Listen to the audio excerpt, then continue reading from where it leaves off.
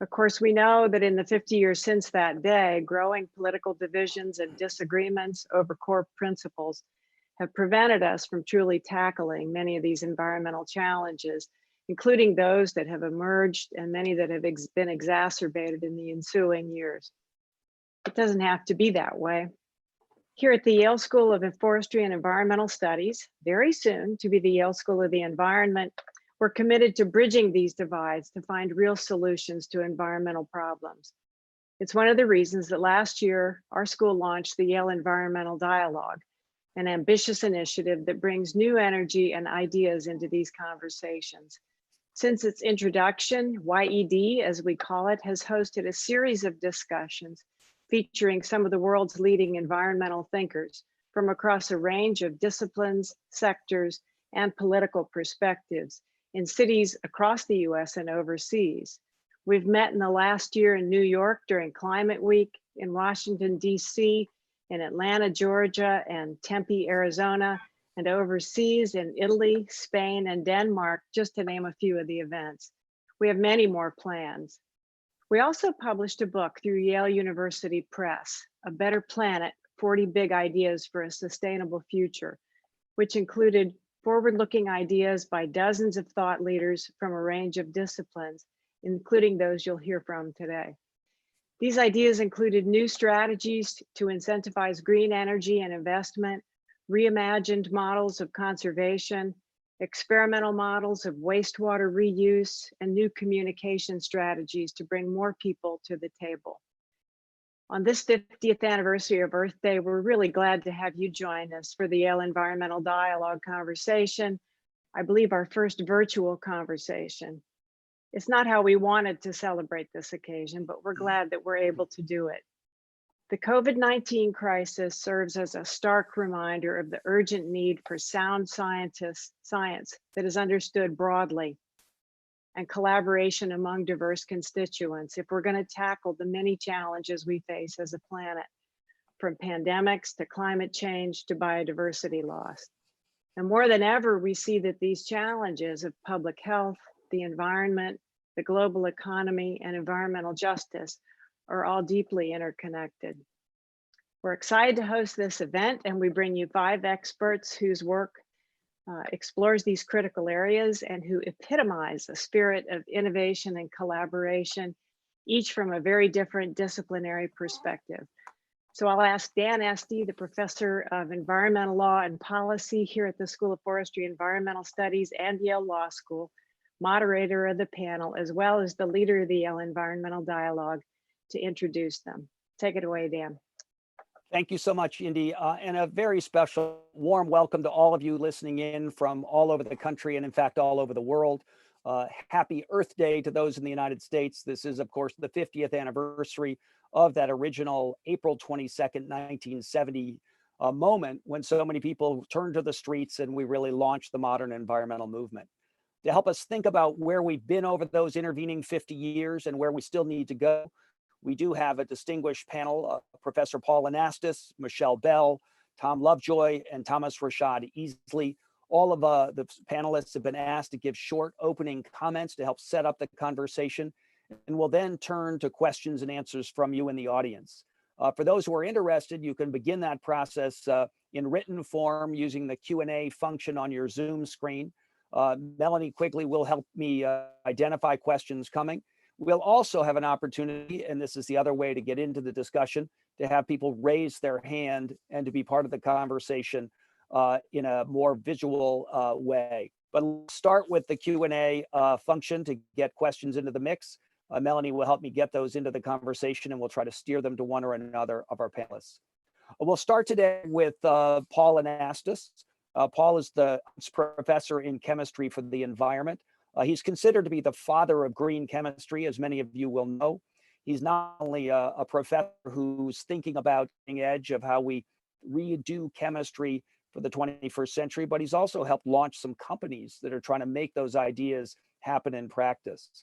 He's been a science advisor in government, served at the EPA, in fact, multiple times. His research focus is on molecular design, chemical syntheses, catalysts, and biofeedstocks, as among other things. So he really has a great depth of perspective to bring to the conversation today. And with that, Paul Anastas. Well, thank you so much, Dan. Happy Earth Day. And thank you to Indy Burke, my fellow panelists, Michelle Bell, Thomas Easley. But I really want to say it's quite an honor to be on the panel with somebody who I consider to be one of the greatest living scientists, Tom Lovejoy. And I say that because he not only brings excellence in science, but he also brings insight and wisdom intertwined with that. So it's a real pleasure to be on this panel. So I am just thrilled to be talking about Earth Day, um, because when I think about the great miracle of Earth Day is that it happened. What I mean by that is that we're talking about 20 million people or more in the US alone coming together for a singular purpose, and speaking with, in so many ways, one voice from 20 million different perspectives. It changed the directions of so many lives, and if I may say, including my own.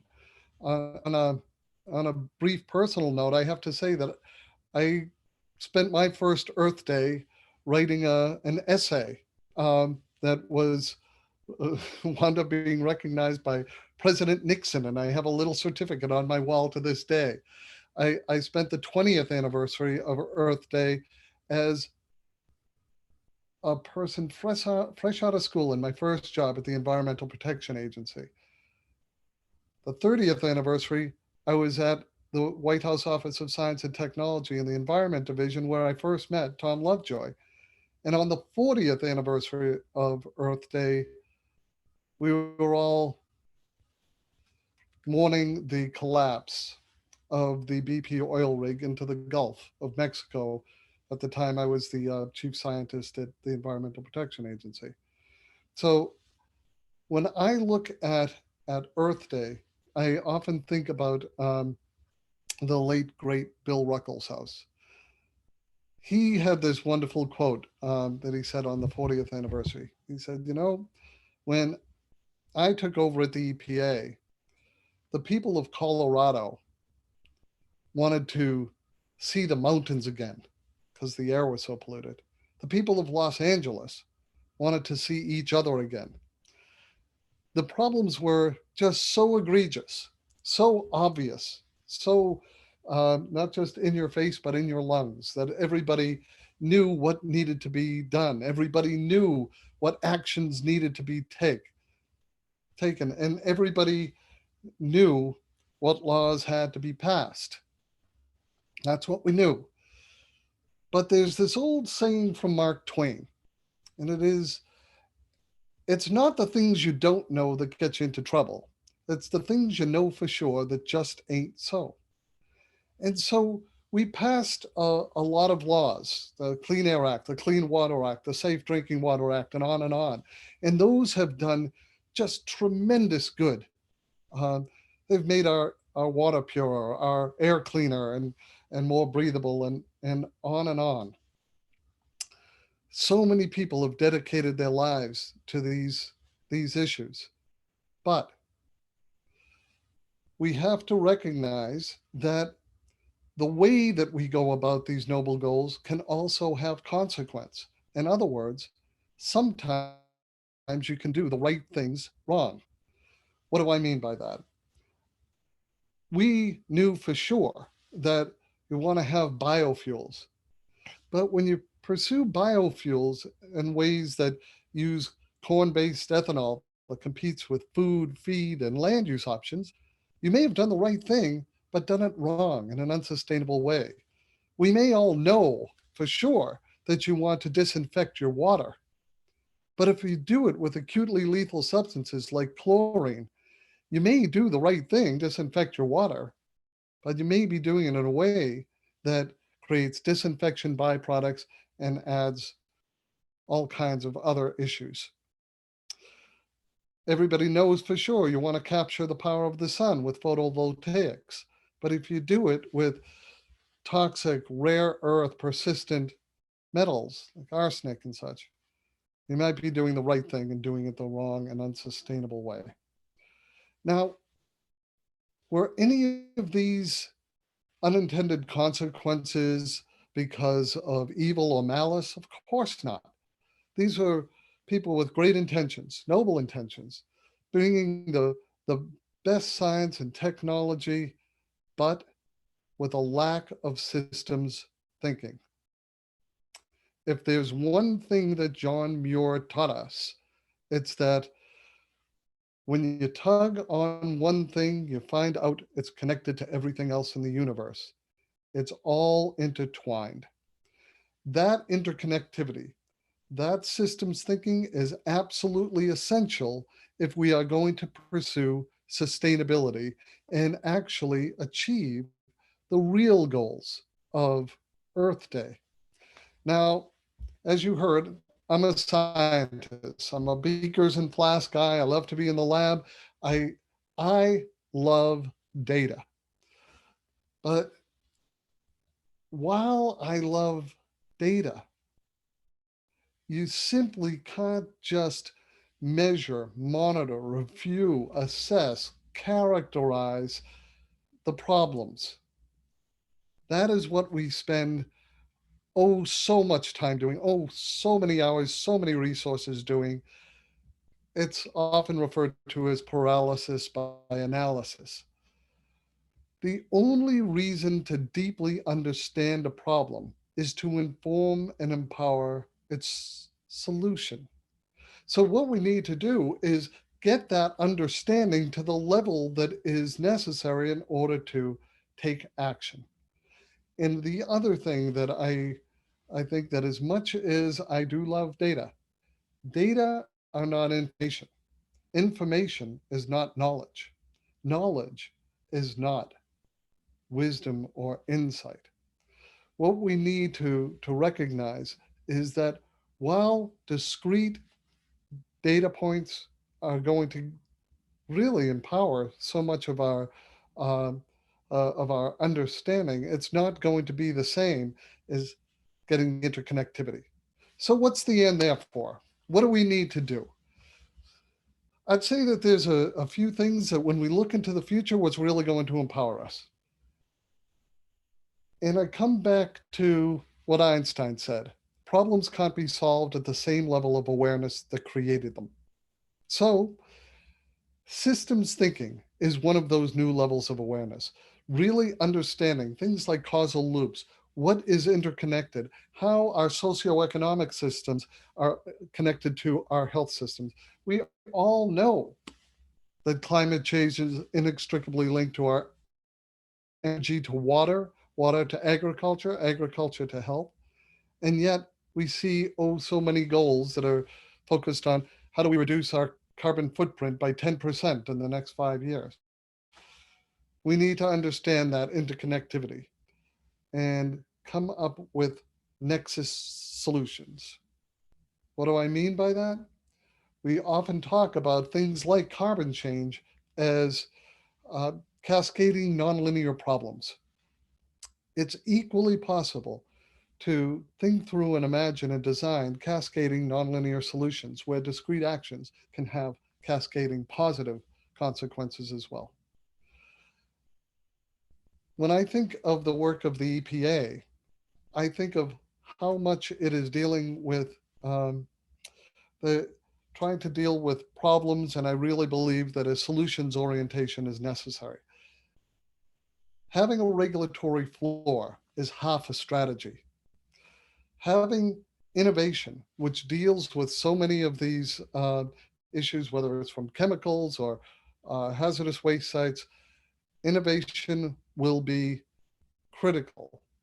Why? Because it also mobilizes the creative, inventive drive of the private sector as well. So rather than just being punished and penalized, creating all kinds of incentives for regulatory noncompliance, you align economic and environmental goals simultaneously. I also think that when we look at the EPA, the organizational structures are 50 years old, and they look 50 years old. They're fragmented, they're aligned aligned on statutory lines, which are often media specific, water, land, air, chemicals. That needs to be integrated toward this problems orientation as well. And the barriers don't only need to be broken down in the EPA, it's across the agencies, an interagency whole of government understanding of these issues, because as we said, agriculture, health, well-being are all interconnected with the environment. And I'd just finish up by saying, I believe we also need a new toolbox that looks at new ways of decision making, not just the old codified risk paradigm, cost benefit analyses from 40 years ago, but looking at some of the great work that has been done by the national academies, rethinking what risk means for the 21st century in the so-called Silver Book, looking what sustainable design models mean and sustainable design metrics mean for the 21st century in the so-called National Academy's Green Book. These types of new conceptual constructs, these kinds of metrics, these are the things that I genuinely believe are going to see the goals of the first Earth Day through and into the future. With that, I'll stop and say thank you once again for the chance to speak with you. Paul, thank you so much. And again, to our audience, all four of our panelists today have essays in the book that Indy Burke mentioned, A Better Planet, 40 Big Ideas for a Sustainable Future. So if you want more depth and detail on Paul's view on systems thinking, systems design, there's a lovely chapter with Julie Zimmerman on that topic. And not only does it present the view of the importance of systems thinking, but it'll give you a number of references to dig even deeper into some of the topics he put out there today. So Paul, thank you for getting us going. I want to turn now to Michelle Bell, Professor of Environmental Health in our School of Forestry and Environmental Studies, which, as you all heard, is soon to be renamed the Yale School of the Environment. She is someone who researches human health and how human health is affected by atmospheric systems, including pollution and weather. And she is, I think, someone who I admire greatly because she's not content to simply do science in a lab, but wants to figure out how to drive policy thinking as a result of her science. So it's been a great pleasure for me to work with her on a number of projects where we're trying to bridge that science policy interface. And it's a pleasure to introduce Michelle, whose essay in the Better Planet book is not only about human health and sort of the epidemiological environmental implications for health, but also the questions of environmental justice that arise when we recognize that air pollution in particular does not impact communities in all the same ways. So Michelle Bell, please take it away. Great, thank you, Dan. And thank you everyone for joining us. I hope that all of you are doing okay during these very difficult and challenging times.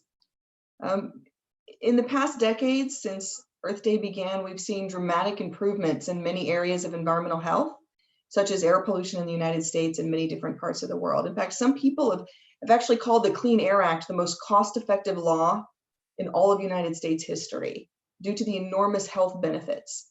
And so for this year alone, for 2020, the Clean Air Act is estimated to avoid over 230,000 premature deaths just this year from fine particulate matter, or PM 2.5, and ozone. The benefits of the Clean Air Act and associated amendments through 2020 are estimated to outweigh the costs by approximately 30-1, primarily based on the avoided health impacts. Still, we have over 100 million people in the United States living in areas that exceed EPA's health-based standards for ozone and particulate matter. And we know from my research, and also that from Francesca Dominici and many other people's research, that air pollution is harming human health at levels below EPA standards. So the number of people at risk from air pollution in the United States is actually well over 100 million. Air pollution also remains a problem globally and is growing in many parts of the world, expanding industrialization and transportation and unprecedented and often unplanned urbanization. Now, COVID-19 has given us a very unusual look into what air pollution levels look like without typical transportation and industry.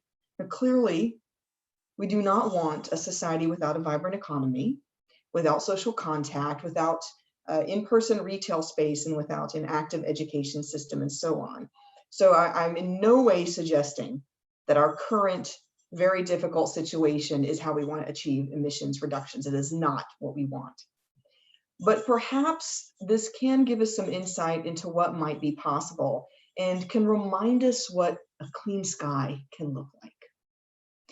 And what I am saying is that lower air pollution levels are achievable. Worldwide, air pollution levels kill more people than breast cancer. Air pollution kills more people than prostate cancer, kills more people than HIV/AIDS, more people than traffic accidents, more people than illegal drug use, and more people than all of those causes combined. I have no idea how to cure cancer, but we as a society already know how to address air pollution. We know how to change industrial emissions. We know how to change transportation standards. We know how to change vehicle standards, and so on. And even though I'm primarily talking about air pollution, we know how to address many, although not all, of the environmental contaminants and pollution issues that we have. So work such as the green chemistry work led by Professor Anastas show us that improvements in environmental pollution can be achieved in the present day. Clearly, there's a lot of scientific work to be done, but we already have a lot of the scientific information that we need to make improvements in the present day. Our goals for the future, for air pollution and for environmental health more broadly, in my view, are to not rest on the successes that we already have achieved so far, but to work very diligently. And I want to highlight just two of the key critical areas that are really important in my opinion. One critically important area that Professor Esty mentioned is environmental justice. Here, I mean that some individuals in some communities suffer a disproportionate burden of environmental contamination, a disproportionate health burden. And so this is very often referring to ethnic and racial minorities or persons of lower socioeconomic position. And there's a chapter on this in Professor Esty's book, A Better Planet.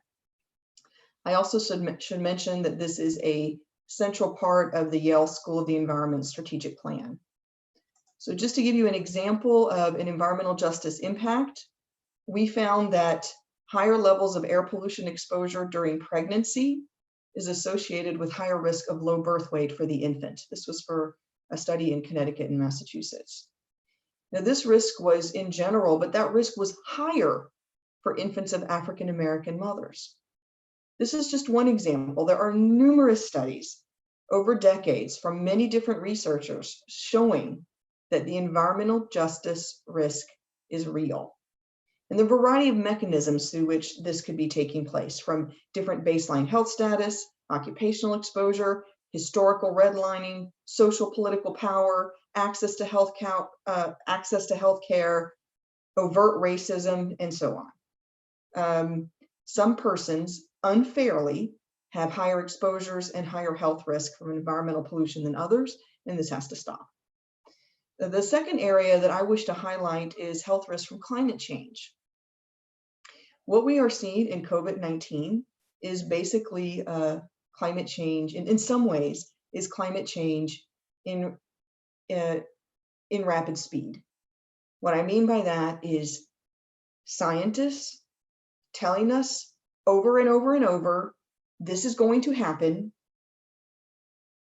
Politicians not necessarily taking the science seriously, and what the scientists are telling us playing out. The health risks from climate change are generally not new risks, but are exacerbation of the existing risk. And so the research from my team and that of many, many others show that climate change is anticipated to increase health risks. My work looks at things like increased air pollution from wildfires and heat waves, but there are many other environmental health risks from climate change. The Yale Center on Climate Change and Health, which was founded by Robert Dubrow and is directed by Kai Chen, is working to help address this issue. Importantly, climate change health burdens are likely to widen disparities in environmental justice in the United States and elsewhere. Just as a closing thought, Compared to the last 50 years, I think the challenges we face are in some ways harder. Science denialism is depressingly high in my view, but the past 50 years have also shown us that enormous progress can be made. And so I think now is a time to not only celebrate Earth Day, but also a time to keep moving forward with these challenges ahead. Thank you for your time. Michelle, thank you so very much. You've put a lot of material out there for us to think about. Questions are flowing in response to both your comments and Paul's. And I would encourage all of you who do have thoughts or questions to jump into the Q&A function at the bottom of your Zoom screen. We're going to turn now to my FES colleague, Dr. Thomas Easley, who is our Assistant Dean of Community and Inclusion at the Yale School of Forestry and Environmental Studies, soon to be the Yale School of the Environment. He combines his professional role with his passions for art and ministry. And I'll tell you just two more things. He's an Eagle Scout, and he is also someone who is a musician. He calls his art Save Your Life music. I hope he'll tell you a little bit more about that. But it represents, I think, one of the other critical messages in the Better Planet book, and that is that we need to take issues of sustainability, of perhaps climate change in particular, to communities that have not been engaged, and come to those communities on a basis that allows them to feel comfortable with the dialogue and to be actively part of that conversation. So Thomas, let me jump to you. Thank you very much for being with us. Thank you, Dr. Esty, for having me, and thank you for that great introduction. And greetings to everyone that is looking on, and look forward to seeing some people face to face at a later date. Today, Earth Day, 50 years. I have to admit something. Earth Day, what was I doing in 1970?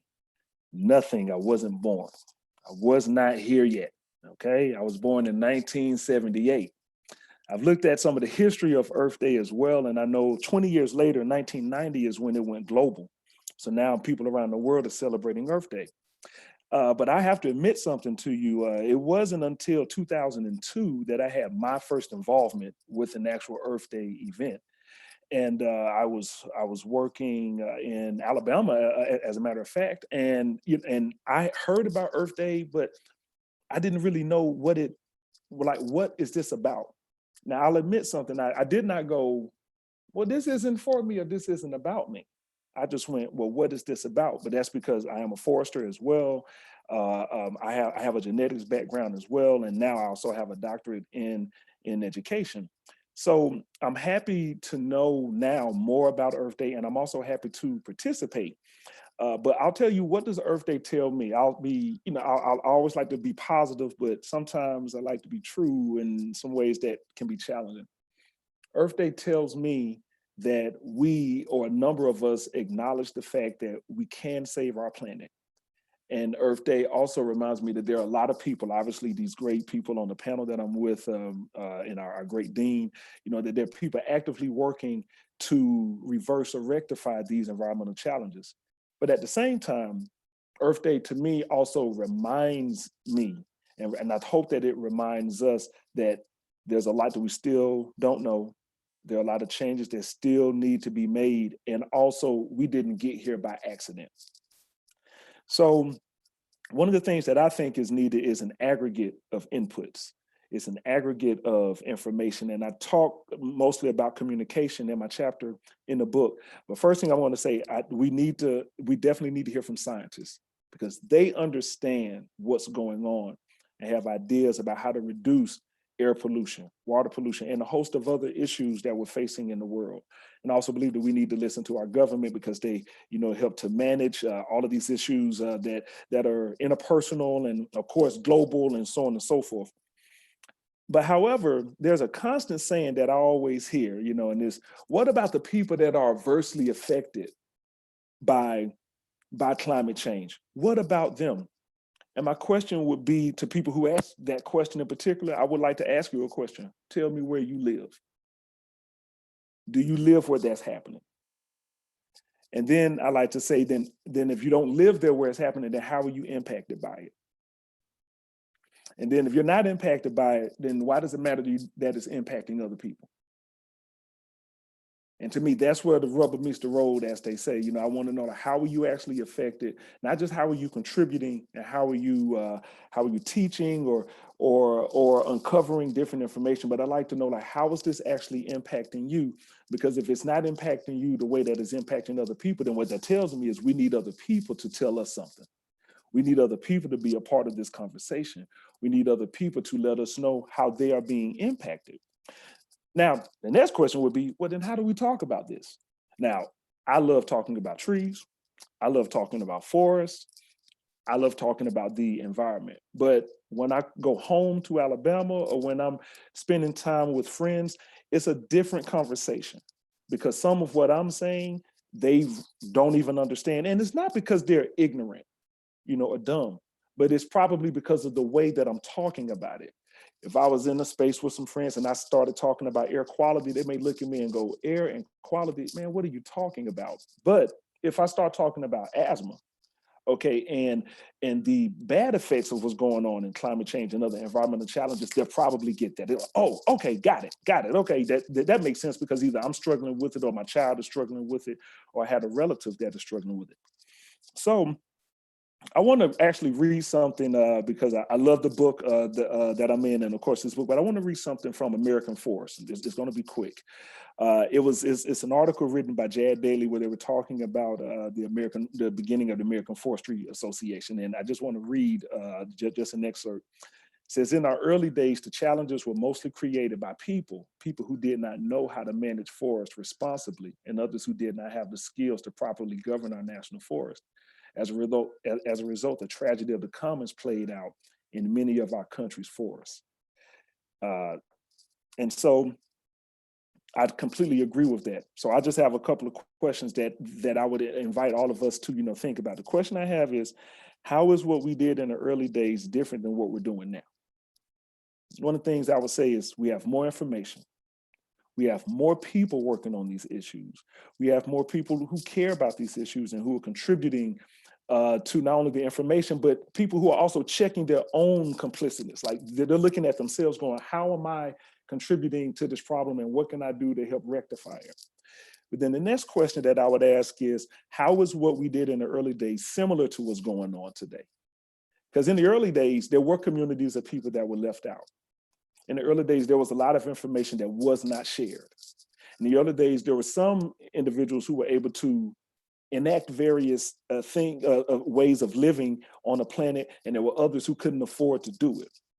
So one of the things that I think is that we still have gaps in our information. We still have communities that are left out, and there's still many conversations that we need to have. And that's what my chapter was about. How do we communicate about this to people? And I thank Dan for also acknowledging the fact, that I'm a hip hop artist. So I'm going to actually do a quick demonstration and then I'll stop. Here's my minority report about what's going on with the poor. No clean water, got liquor stores. No banks, get housing, can't afford. Got drugs, got guns, got more.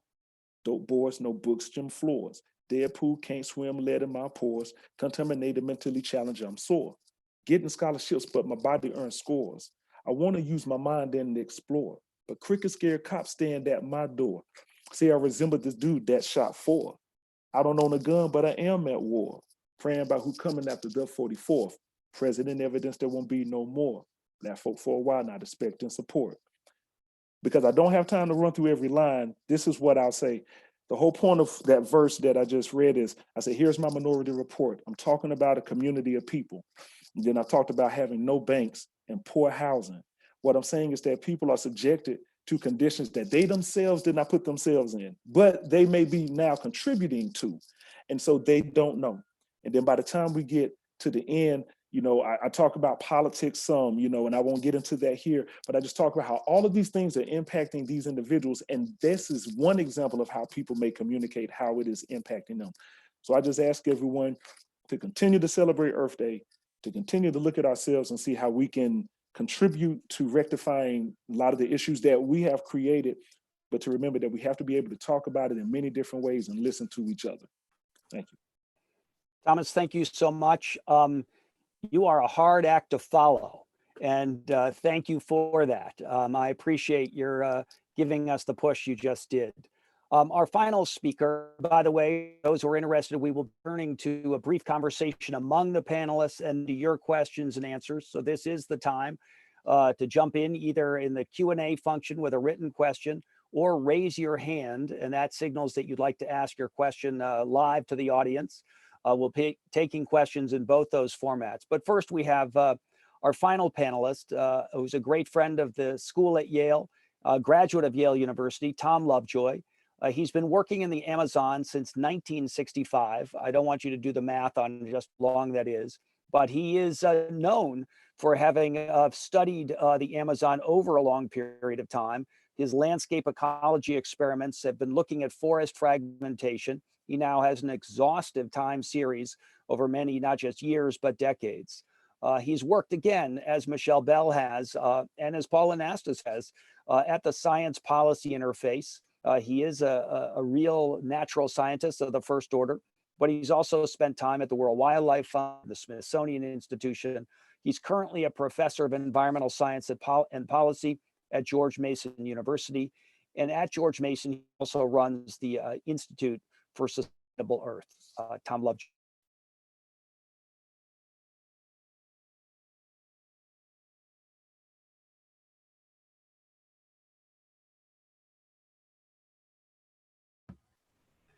So good afternoon, everybody. And yes, it's actually 4 hard acts to follow.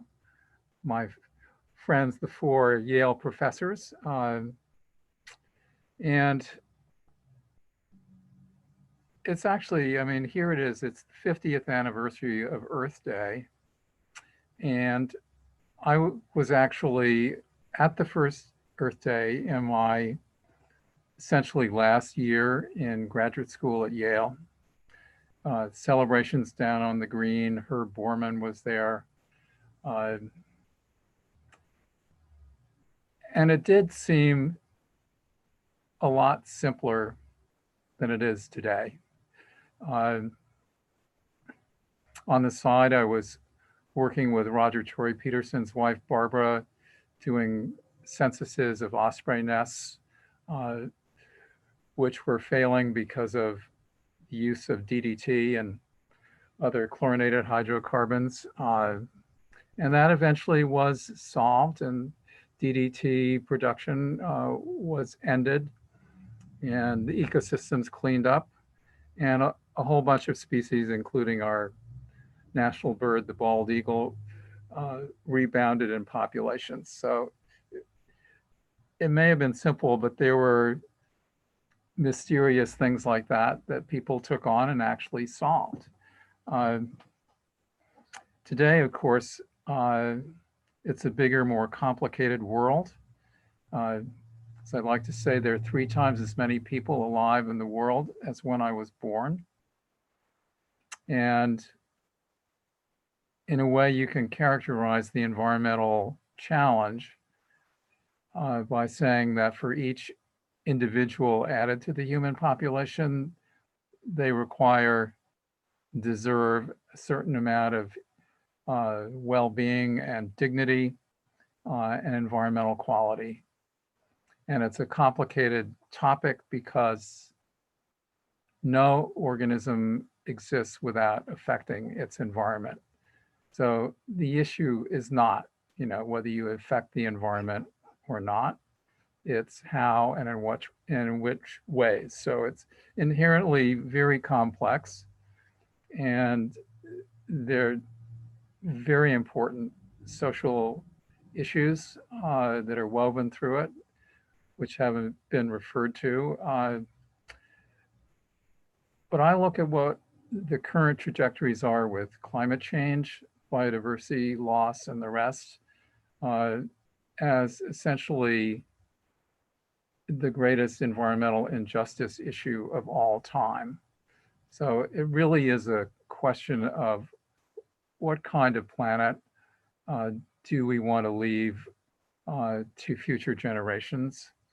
And there's a lot of work to do. And there are lots of really interesting approaches to it.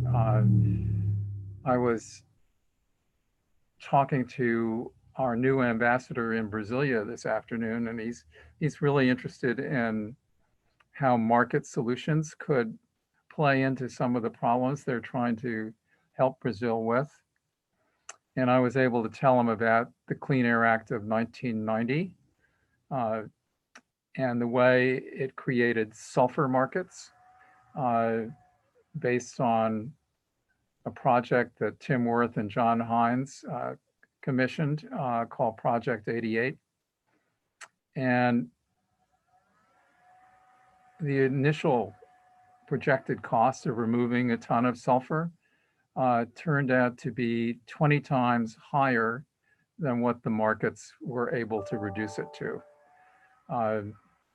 So there are really interesting opportunities and problems to be solved as we go ahead. I also, and this is not known to very many people, while I was off in the Amazon netting all those birds and banding all those birds for my PhD, I also was taking blood samples from those birds because I had minored in epidemiology and public health. And the blood samples were being tested for antibodies to arthropod-borne viruses like St. Louis encephalitis or Eastern equine encephalitis.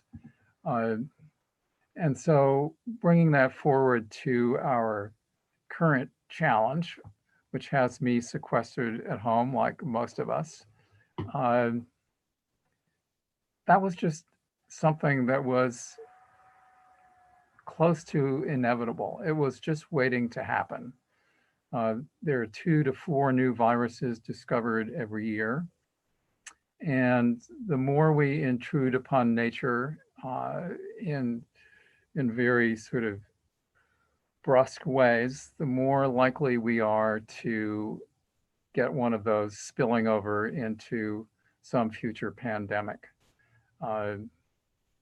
So that plus the wild animal trade and the wildlife markets basically have been waiting, in a sense, to spawn something like this pandemic for some time. And we've had little previews with things like SARS and MERS and Ebola. But I think the message that we get from all of this is not nature's revenge, as somebody put it. This is actually something we did to ourselves by the way we have been destroying nature wholesale and intruding, and the way we have conducted these wild animal trade and markets. So the answer actually is to reverse that, to begin to look at all of this in a systems kind of fashion, such as Paul Anastas mentioned at the beginning. Restore a better balance with nature, do a fair amount of ecosystem restoration to pull carbon out of the atmosphere and put it back into living systems. Because if you're thinking about all those ecosystems with the disease organisms out there, sending ripples of change through them with climate change is exactly the worst thing you can possibly do. So I think this could be a moment of real awakening around the world, that we should look at this planet as the linked physical and biological system that it is, and find ways to exist in greater harmony with the natural world. Recognize that all that biodiversity is a gigantic library for the life sciences, already conveying incredible benefits. I mean, when you think about viruses, who's in favor of viruses? But it was the cowpox virus that led to the concept of vaccination. So billions of people around the world have lived longer and healthier lives because of the cowpox virus and the inspiration it brought to Edward Jenner. So I think it's an important moment, 50th anniversary of Earth Day, lots of warning signs. and all kinds of wonderful potential with prepared minds and young people getting into the field to set us on a course for the next 50 years when Earth Day gets celebrated to be a much more peaceful and enjoyable time than it is this particular day in April. Tom, thank you so very much. We're going to turn now to the real dialogue, the back and forth.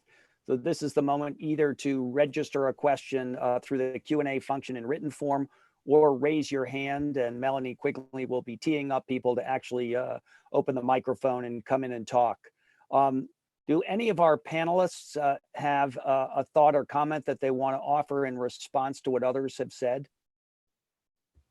If so, please open your microphone, unmute yourself, and let us know your further thought. Paul. Yeah, I just want to follow up on a great point that Michelle made, and talking about how the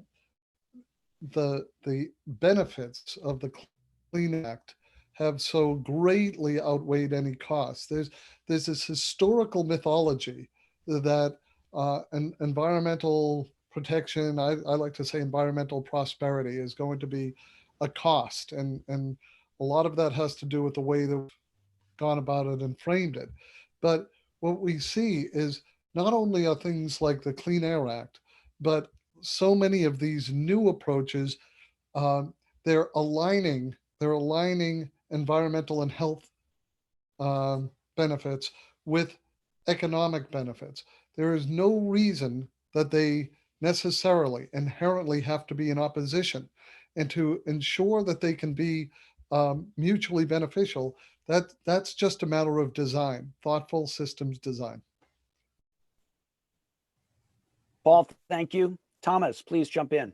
Thank you. And I also, like Paul, wanted to, give respect to what Dr. Bell was saying, and in particular, how she so eloquently, raised the point of the work and research that's going on around the world, but how there's work that's also happening locally. So I just like, I like working with Michelle anyway, but I just like, her approach of. And it kind of goes to what Dr. Lovejoy said, about, like there is no, like, we're not impacting the world. And I think that's really the point of a lot of what Dr. Bell is doing, is she's showing that, no, wherever you are, you can have an impact. Where in China, it still impacts something that's going on in California. So I just want to just to highlight that and just say thank you for, just showing that just a whole lot more smoothly. So, yeah. Thomas, thank you. We're going to go now to some of the questions and answers that have been coming through. Again, if you want to ask it live, please raise your hand. Otherwise, you can do a written question. I'm going to start, Thomas, with a question that's come in from Trish O'Leary for you. Can get people more aware and involved in the challenges of sustainability broadly and climate change in particular? And what songs have already done this? Yeah. Okay. Thank you, Tricia, for that question. That's a very big question, right? And so one of the things that I'll say that I like to answer questions by actual examples. So I'll say the one way that I've done it and other people in Yale FES has done it is we have been doing, I think, a better job, even through our Urban Resources Initiative. In addition to, we have what's called an EJ Student Interest Group, where we're working with the community outside of Yale, or around Yale, I should say. But what I'm happy to say is that the approach is not to go in and just tell, like, this is what we think should be done. And I even think that that's the powerful thing about the book that Dan edited, that these are ideas that we can employ to make things better. So even the approach of the books is the same approach that we're trying to take physically with people. We're going to them, or we're going where we are invited, and we're using their input as well as including our input, so that we're learning how to speak one another's language, and then we're learning how to implement things in a great way. We, like, for example, are working with the New Haven Adult and Continuing Education Center. So I like to suggest that we also involve in simple terms like community centers, but I like to say centers where the community gathers. And that's why I mentioned that school, because at that school, you have multiple generations that are coming together. So I think another suggestion, and then I'll just answer the question about the songs, is to not only talk about this in amazing, eloquent, scientific ways with, like, let's say a class of like 12-year-olds or 14-year-olds. I think what we also need to do is talk about this eloquently, where there's a mixed 14-year-olds, 25-year-olds, 50-year-olds, 70-year-olds, because the truth is we can learn from each other and with each other. Okay. Then as far as what songs out there, I'll just use one from an artist that doesn't have any drama around them. Okay. His name is Yasin Bey, formerly known as Mos Def, Mosdef, and he has a song that's called New World Water. And then this song, this album came out in 1999, so 21 years ago, and he talks about it's almost like he was projecting what is happening now, that we use water for so many other things that pollutes water. We use it to fuel, like he was talking about using it to fuel our irons, and how we just use it to clean cars and use it to clean clothes, but we still need to drink it, right? And then there are other countries where people are fighting for it or don't even know how to get access to clean water. So that's one example, and that's on his album Black on Both Sides, Mos Def, New World Water. Thank you, Thomas. Would any of our other panelists like to offer the song that's most inspired them to advance the environmental agenda? I'm glad we had a music expert, because I would be hard pressed on that one, except I will tell you that Earth Day 1970 was as much about music as it was about speeches. And the Earth Day gathering all over the country in many cases had sort of the anthems of protest, as well as the teach-in moments where people were digging into some of the hard issues. So I think that music has been part of this conversation. And with that, Paul Anastas is going to offer us a musical perspective. You have to go with Marvin Gaye. I'm just saying. Back in the day, it was Marvin Gaye, all about it. So you can't have Earth Day without Marvin Gaye. That's right. You're right. All right, we've got agreement coming on Marvin Gaye. We've got other questions. I'm going to call on the question of that Kevin McCarthy has offered, and he is suggesting that environmental issues in America have become deeply partisan, and that we have a dysfunctional political system. And how can we expect to make progress in the face of that challenge? Who wants to offer a response on that one? Paul Anastas. I'll be happy to. I just think that one of the things and one of the reasons why so many folks are talking about this systems thinking is it really comes down to this idea of win-win solutions. So for those who saw, the movie A Beautiful Mind about Nash and his Nobel Prize winning philosophies and about economics and how you can have win-win solutions, what you're really talking about is how do you design products, the processes, the systems, the integration between society and economy so that it's not just as simple as win-lose. We, perhaps for reasons of urgency or other considerations, we crafted most of the original regulations around win-lose. I know you've spoken to this very eloquently, Dan, about how to align our economic and environmental goals. And I think that that's going to be crucial to think of how we get those mutual benefits. Thank you, Paul. Any other? Michelle.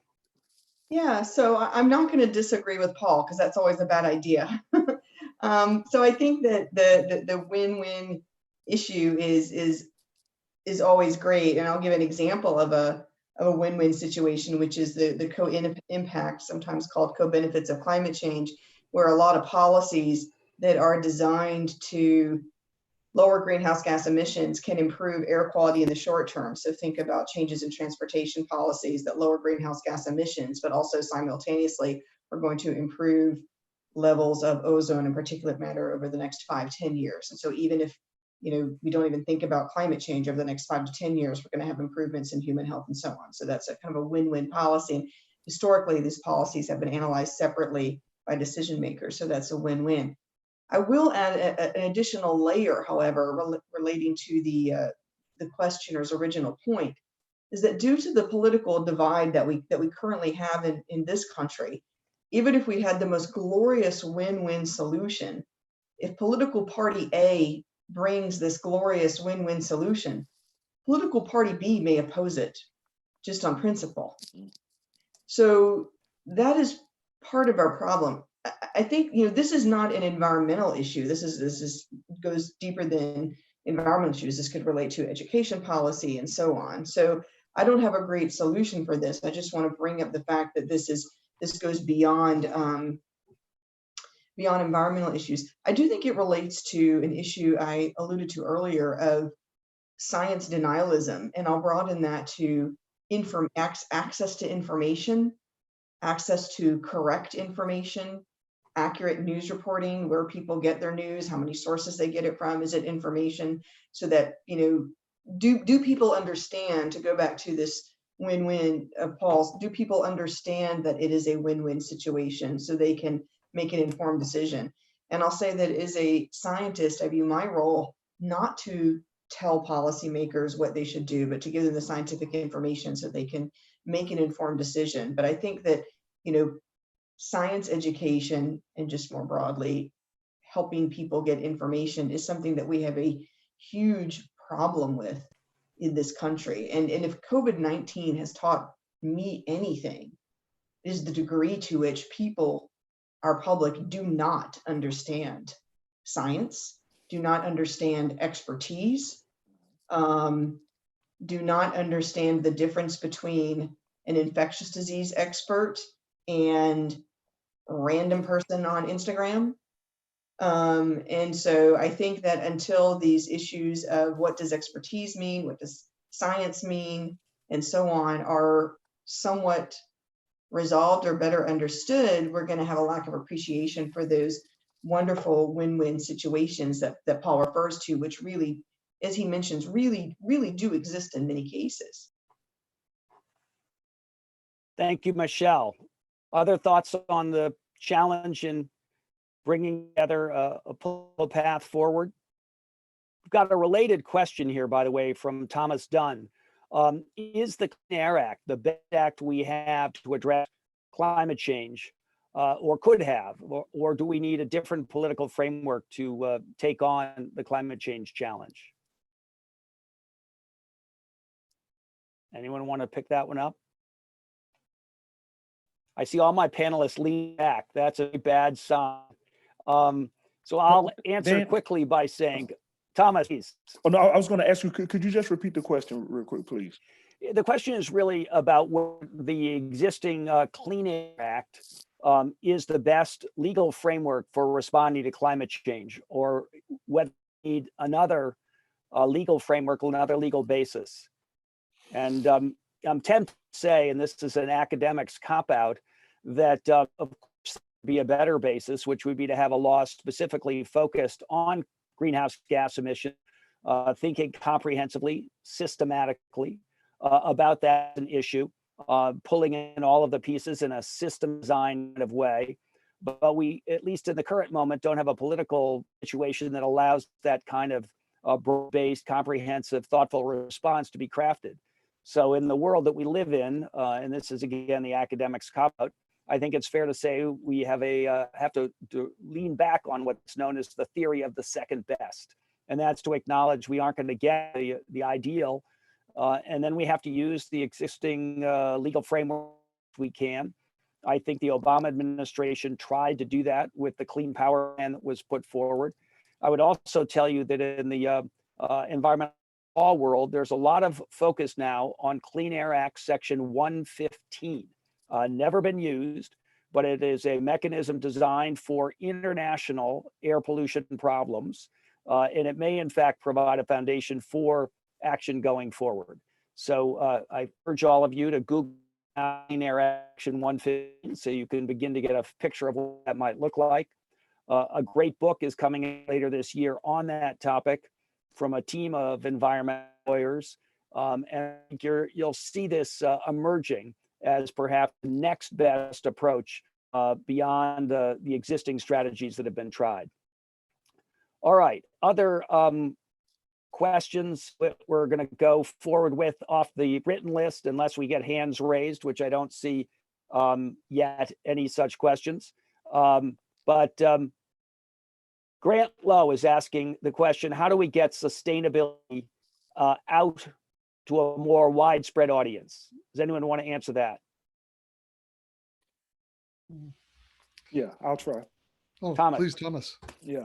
But I admit, it kind of what I wanted to say was kind of to address the last question some too. So I was going to say is like, when thinking about the legal aspects, I wonder if we can have more of a tiered effect, like of how people are going to be responsible or responsive, you know, to the different legal acts. I think about like T&E, okay, Threatened and Endangered Species Act, right? And if you own land and if someone saw a red-cockaded woodpecker on your land, boom, it's like no more practice. You have to stop, right?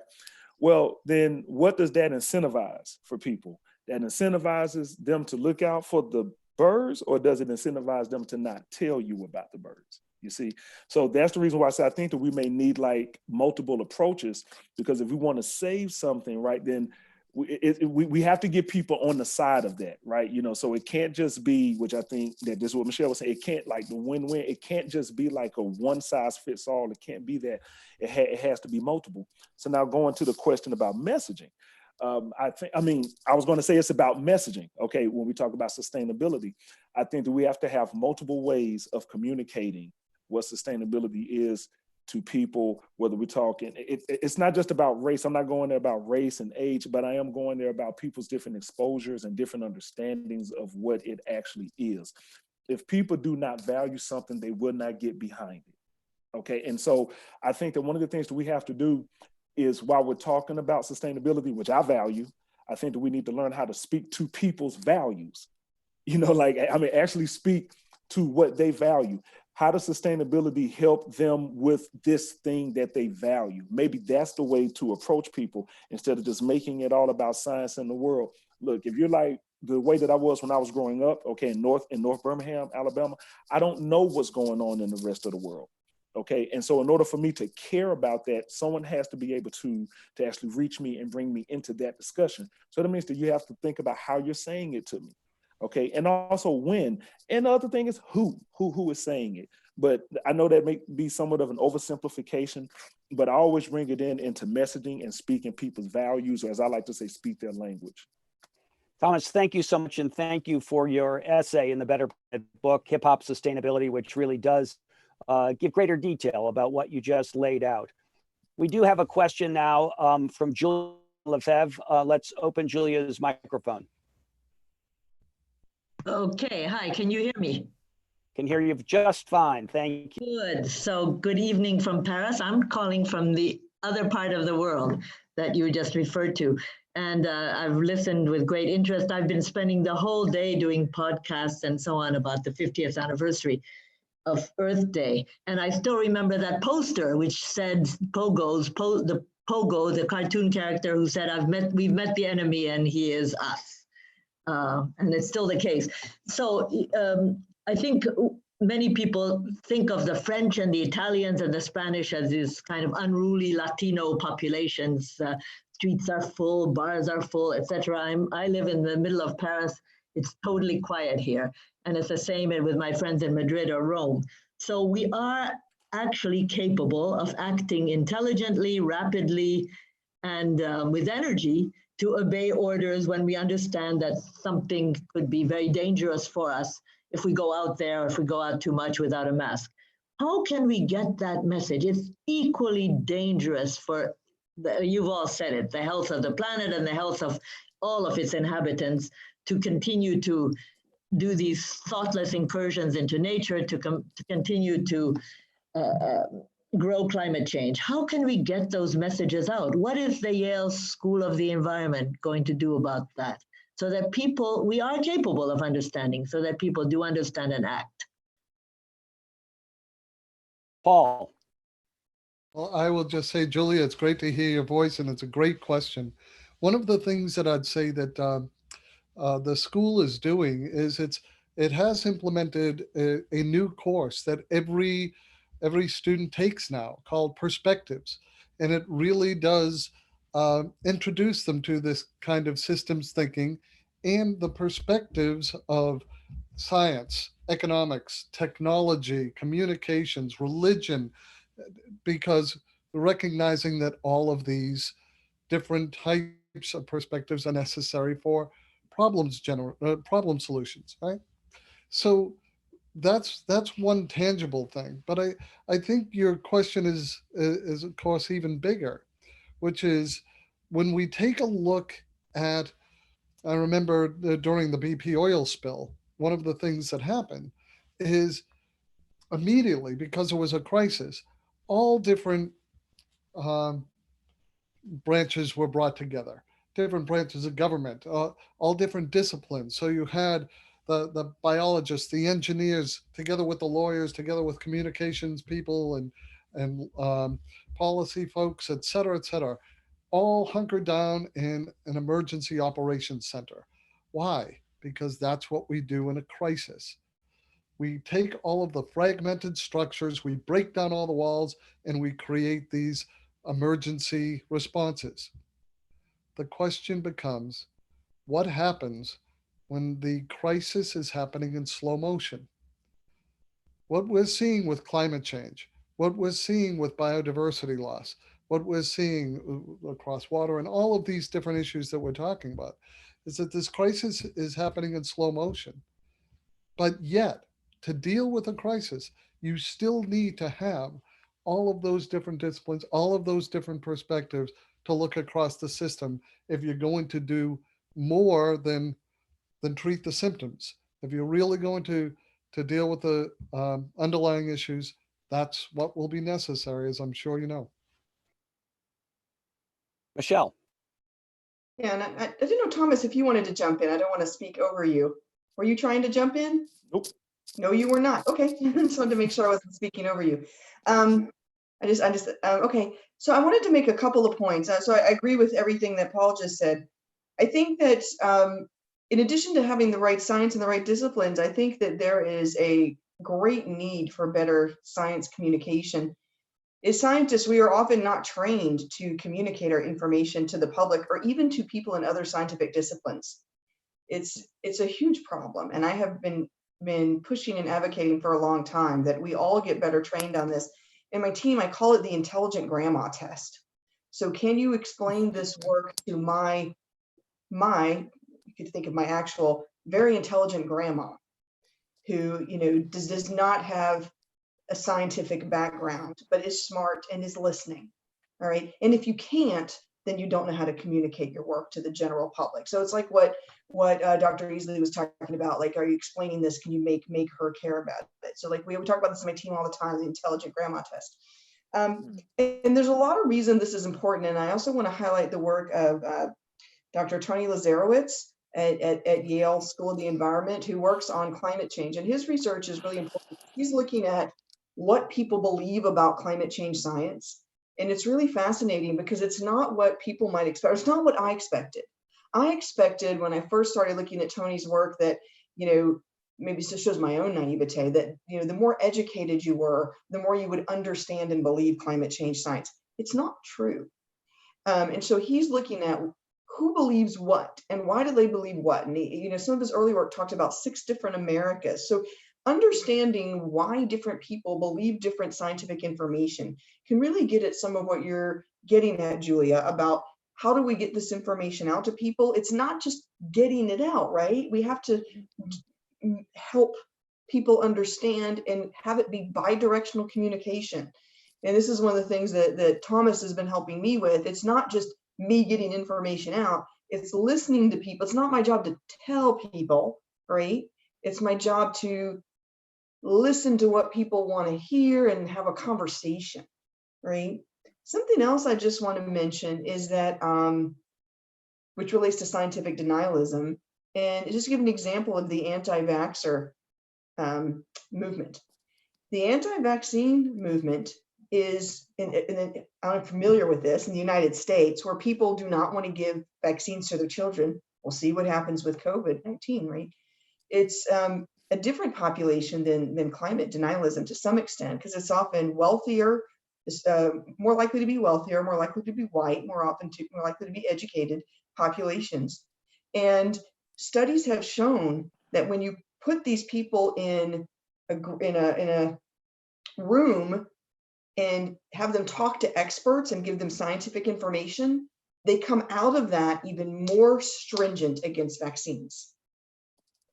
So it's not about just getting the experts in the room and the scientific information. There's some failure happening with how we communicate science or how people are educated to understand science. So I think it's an issue of getting the science, getting the disciplines together, but we have to learn what is failing about science communication. And I think we see that daily in a depressing and life-threatening way every day with COVID. So I really applaud the work of Tony Lazarowitz and others who are looking at this issue. And thank you very much for your question.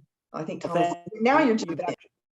Michelle, thank you very much. You've actually also answered Leah Hare's question in part about the lesson, the COVID-19 experience that might apply in our sustainability challenge. I think Thomas was trying to jump in, Dan. But please. Oh, thank you. So one, I just want to say I echo everything that Dr. Bell said. And I think, and it's in a way like a question, you know, like to you, Doc, well, kind of a rhetorical question really, but like, you know, how do we generate or get people to trust what's being said? Because what I was going to jokingly say, if we were not on this platform in another time away, I would say, you can tell me what to do because, you know, because I believe you and because I know you. And so, you know, so like I said, so I'm not pushing Ashley on Dr. Bell. I'm more so asking everyone else who is listening, you know, how do we get people to trust what is being said? You know, I have a relationship with Dr. Bell. I work with Dr. Bell. I know Dr. Bell's family. Dr. Bell's met mine, you know. So then whenever Michelle talks, I'm just like this. I mean, I look more interested in that, but I'm like this, you know, because I trust what she's saying. So I think that's the other thing to keep in mind is how do we, and you said it, so I don't want to repeat what's already smoothly been said, you know, but when you communicate that, this is why we have to continue to stay in community and in communication with people, because until trust is there, they'll see what you're saying and, you know, and then it's like going on, because there are also people are probably going to be wondering, you know, like, how is what you're saying? How does it apply to me? Does it really matter? Are you really being genuine? You know, in the same way, some people who come to do the presentation, they're going to probably have the same questions. Like, do people really want to be here? Do people really want to hear this? So I think that another part to add to that is it takes time, and we have to help. I don't know another word about generating besides generating trust, but we want to build trust by building community and also building some of this knowledge together. Thomas, thank you. You've pushed a point that I have recently been arguing for, which is that with sustainability broadly, climate change in particular, we're going to need to find a Dr. Fauci for the environment, a trusted expert, someone who can actually explain the data in a way that people can make stuff. We're down to our last minute, so I'm going to ask one more question, and each of our panelists 10 seconds to answer. It's from Holly Wells, and she is, what is the one single thing, the big accomplishment that you would think we should do as a society to really achieve progress in a sustainable future? 10 seconds each. Tom Lovejoy, you first.